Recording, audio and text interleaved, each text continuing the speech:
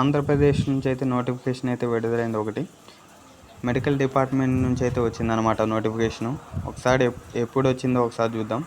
3/5/2024 మొన్నే వచ్చింది, ఒక 3 days బ్యాక్ వచ్చింది.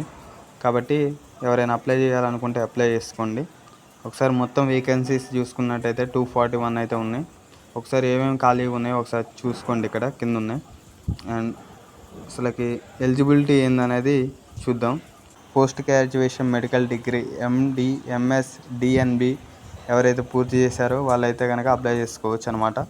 అండ్ దీనికి ఫీజు ఎంత అనేది ఒకసారి చూసుకున్నట్టయితే కనుక ఓసీ వాళ్ళకైతే 1000 rupees and BC, SC, ST వాళ్ళకైతే 500 రూపీస్ అయితే ఉందన్నమాట. ఒకసారి ఆన్లైన్ అప్లికేషన్స్ ఎప్పుడు దాకా చూద్దాం.